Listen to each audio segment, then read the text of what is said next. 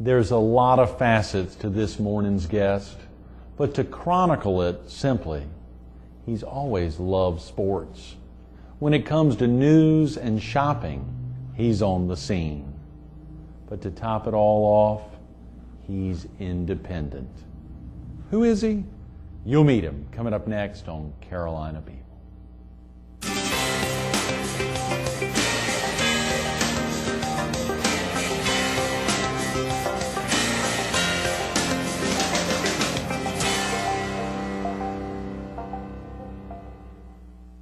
Good morning. Welcome to Carolina People. This morning we're at the Conway Area Chamber of Commerce at 203 Main Street at the foot of the bridge in historic downtown Conway.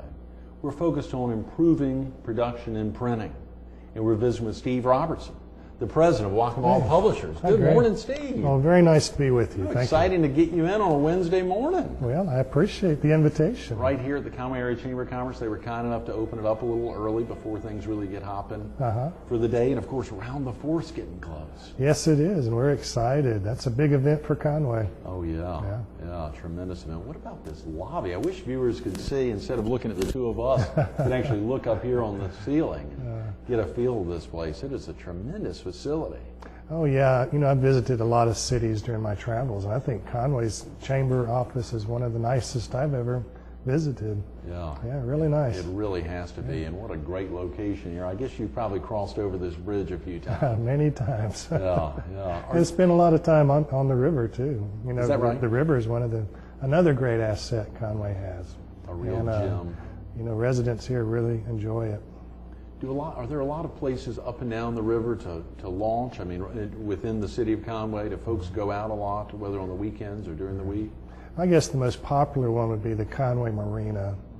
It has a store there and docks and fuel and all the other goodies that you need when you're out on the water. Absolutely. Right. But there's many landings between here and Georgetown. Larry Biddle was with us a couple of months ago, and to hear him talk about the river it's almost hypnotizing to hear him talk about the excitement of seeing that. Of course, he's a big fan of Murrells Inlet as well, and loves living down on the creek for half the year. But to hear him talk about the river, it's mesmerizing. Yeah, I think a lot of folks really feel that way.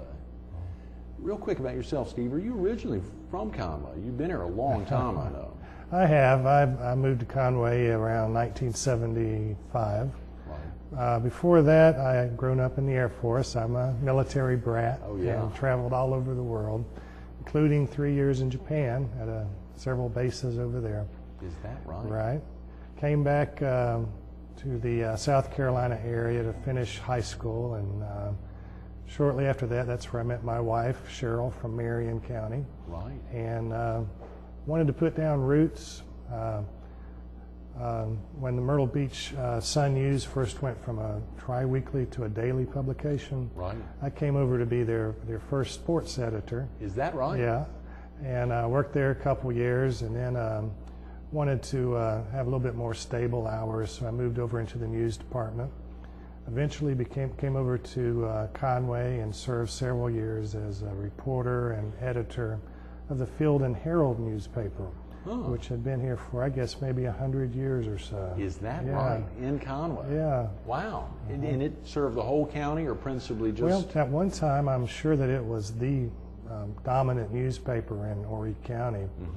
But when Mark Garner started the Sun-News, or bought the Sun-News back in the 50s, I think, eventually that became the largest paper in the county. Right. The Field and Herald. The Field and Herald. Son of a gun. I don't think I knew that. So that was from the mid-70s to around 1980, when I decided to branch out and start my own paper. Yes, which of course is headlined right here. As you know, obviously this show is sponsored by the Myrtle Beach Herald, but this was an instance on Wednesday, and we hope to get you back tomorrow as well, if you'd be willing to get back with us. But a day where we've got your 4 publications spread out here on the table here. So this publication, the Horry Independent. Yeah, well, you're very kind to do that, and I know we have a friendly competition with the Myrtle Beach Herald and our papers. And by the way, I think the Herald just looks great, and We've got a long way to go, Tom. Since 28 years you've been in it, we hope that when we're at 28 years old, we'll be doing half of what you all are doing over here. It's an incredible operation, and part of the thrill when we're talking about improving production and printing is to highlight your amazing new transition into this. I think I saw 30,000, was it copies an hour? Just some incredible speed there of what you all can turn out, and the ability, of course, to publish 4 weekly publications is tremendous. Oh yeah, it was a landmark event for us because for a long time when we just had the 2 papers, the Independent and the Shopper, we actually farmed it out to other commercial printing operations. Right. And that was okay, but you know, you lose some control over the quality of the paper, and you're kind of at their mercy with their printing schedules. Right.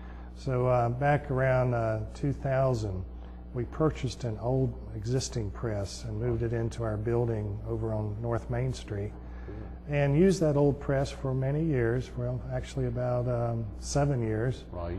And it was starting to show its age, and there were other things happening in our industry. As you know, more advertisers would like to have their ads in color rather than black and white. Color is wonderful, yes. Yeah, and the old press just couldn't do the job. Right. So about a year ago, we started looking around and comparing different vendors and manufacturers, and surprisingly, we found the press we bought in India.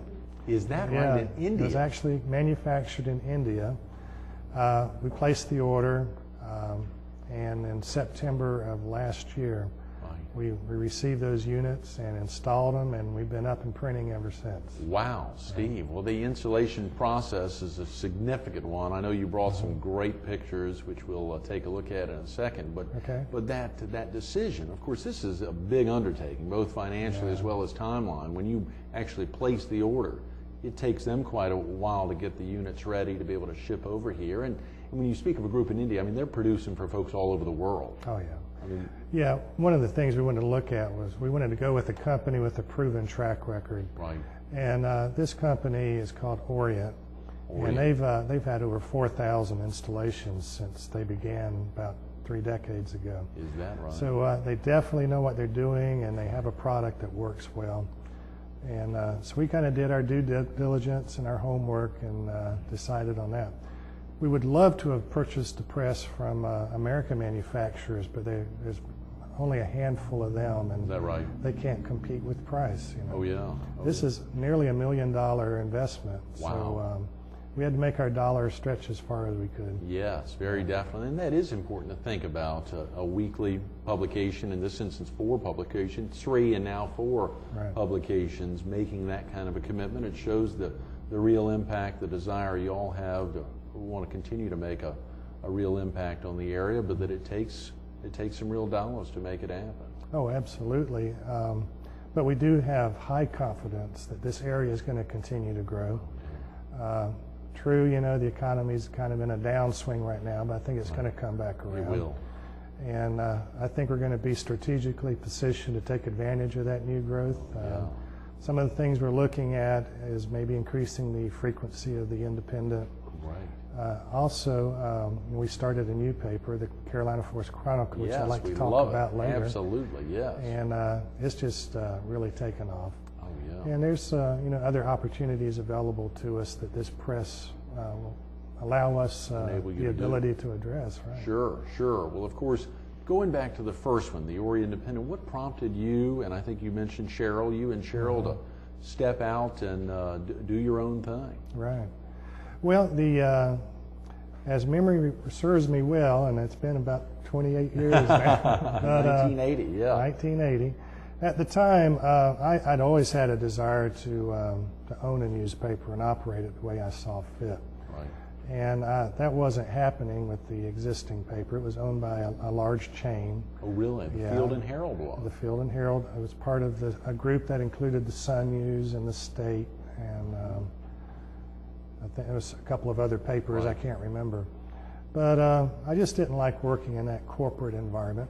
I preferred to have a little bit more independence in how the stories were reported and how our business was conducted.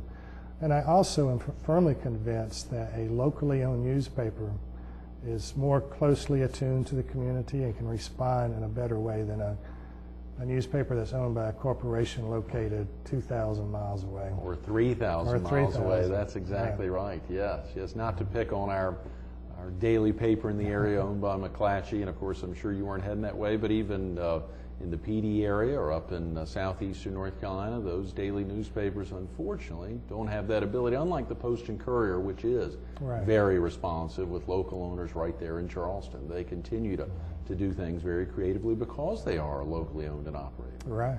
Don't have to run something way up the flagpole 3,000 miles away to get a quick answer to try to do something. They can make that decision by walking down the hall just like y'all do right here. And speaking of that, Steve, y'all's offices are easy to find here in Conway? Sure, yeah. All you have to do is come into Conway on Main Street if you're coming from the Myrtle Beach area. Right.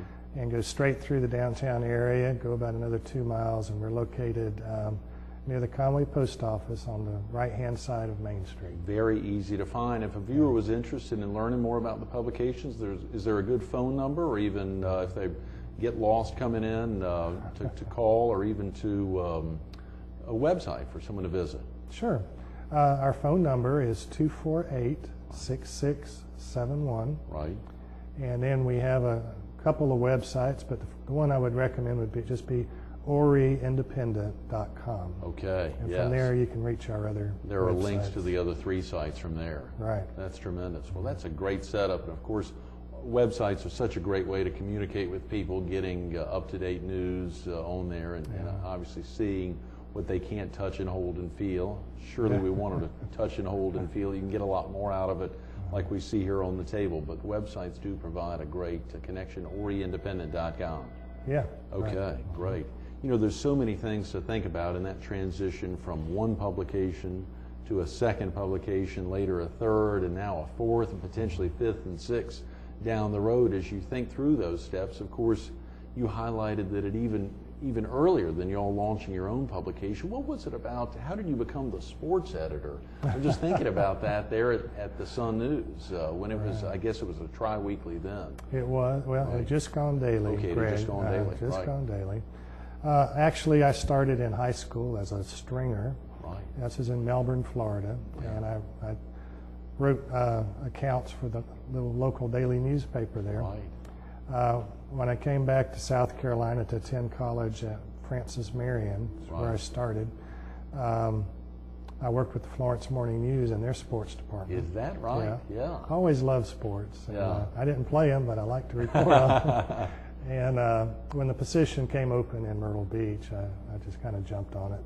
And Yes. Came on down. And you said you met Cheryl. Was that in Florence, or was that when you moved down here to Myrtle Beach? You said she's in Marion. Right, right. I was in Florence, in the Florence. Marion area, right? Yeah, sure. Yeah. So We you- were high school sweethearts. Is that And, right? Ended up, we'll be married 30, I got this right. Oh, yeah, not to put you on the spot, it is 7 a.m. 36 years, that's right. Congratulations. So it's been a good, long relationship. And y'all have, I think I saw 2 children who are here working in the operation with you. Yeah, both my children work with me. My son Stephen is full-time, Right. and my daughter TJ works part-time. She's also a teacher at Kingston Elementary, teaches physical education. Is that right? Yeah, but during her off hours and during the summer, she helps out. Good, good. I think I even saw some scuba diving you all have been doing recently as a family, and both your publications here in the Orient Independent and in the Chronicle. So some good family time. Loved TJ and Stephen there doing some scuba diving there, and you all have some grandchildren as well here in the area. 2 little girls, Caroline and Kaylee. Yes, yeah. Good, having the thrill of being a granddad, yeah. Oh yeah, that's like they say, that's your reward for raising your children and not kill them. And not killing them, yes, it comes out. That is wonderful. Well, of course, we've got some great pictures here, but before we jump into those, just going from the Orient Independent, how long did it take you all before you actually launched the second publication? Well, we started the Independent in 1980, and I think in 1985 we decided that we needed to serve the entire county with a total market coverage product, which we call the News and Shopper. Oh, yeah. And fortunately, it just took right off. Oh, yeah. I guess the real strength of that publication is that we have a lot of inserts from the grocery stores and some of the large stores, and also a very extensive classified section. Oh, yes, absolutely. You know, folks that are looking for a bargain, they love it, and if they don't get their shopper every Tuesday morning, that phone starts ringing. And that's when it's delivered. It's delivered by mail. It's a combination of mail and carrier delivery. Mail and carrier, sure. And I've seen it at a lot of locations. Seen it down at the Dunkin' Donuts on 30th Avenue in Myrtle Beach, a very popular location there. But I'm sure it's all up and down the Strand and throughout the county. Yeah, we actually have home delivery in the Conway and Loris and Aner areas. Okay. And then we do rack distribution along the coast. Sure, sure. Well, I've seen it in a lot of places, and it's a very popular publication. As you say, if folks aren't getting it, you're getting the phone calls. Oh, yes, absolutely. You're getting the phone calls. Well, that is as you think about those early years of growing the Ori Independent, what were the first few years like, Steve? Oh, it was fun and crazy and just very challenging, which might be a good word for it. Right. We started in a very small office on 3rd Avenue. I had 3 people originally working with me. You and was Cheryl in it then? No, actually Cheryl taught during that time. She was my backup. Is that right? You know, in case the paper failed or whatever. But yeah, and she supported me that way, and also, you know, kept the children and provided us a really good home environment so I could concentrate on the paper. That is tremendous. And it was very challenging. I remember staying up all night on production nights to get the paper to the press on time. Oh, yeah. And it was like that for probably the first couple years. I think our big break came when a woman named Brenda Holt came on board with me as my sales manager, and she was a ball of fire. Oh, yeah. And as you know, we can't pay the bills unless the advertising's coming in. That's right, that's right. And she was able to secure some nice accounts that gave us a good foundation. Great, good.